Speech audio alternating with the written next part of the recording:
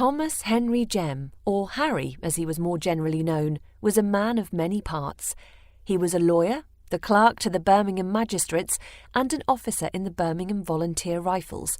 He was an all-round sportsman, rackets player, runner, swimmer, cricketer, and founder of at least one cricket club.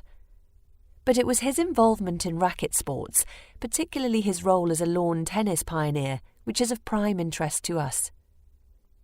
He and his Spanish merchant friend, Augurio Pereira, met, we think, at Birmingham's Bath Street Rackets Club, where Jem was honorary secretary and Pereira a rackets player of some note. Eventually the two men set out to devise an outdoor racket game, one which would not require the expense and upkeep of a building for an indoor game like rackets. Their first attempts can be dated back to as early as 1859 in the garden of Pereira's home in Ampton Road, Edgbaston. By the early 1870s, both men had moved to Leamington Spa. It was there that they set up the world's first lawn tennis club in 1874. Their club used courts laid down in the grounds of the Manor House Hotel. Founding members, along with Jem and Pereira, were two Leamington doctors, Frederick Haynes and Arthur Tompkins. At first they called their game pelota, after a Spanish game still played today, but soon altered it to lawn tennis. This was the same year which saw the launch of Major Wingfield's Spheristici lawn tennis sets, sold through French & Co. of London. Wingfield's version would be adopted first by the MCC in London and then the All England Club in Wimbledon, evolving into the game we know today. Harry Jem died, aged 62, in November 1881, and his funeral was conducted with full military honours.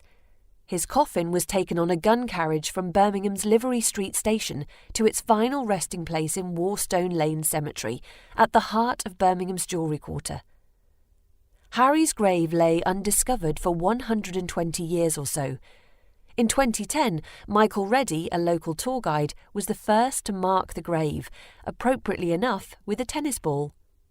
For a number of years, the Harry Jem Project had been considering the possibility of restoring Harry's grave and began the process to acquire permission.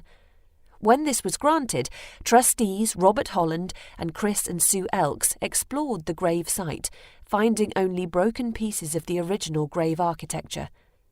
On scraping away the earth from the neighbouring plot, the original ledger stone to Harry's grave was revealed, and now a campaign is underway to raise the funds to restore the grave architecture.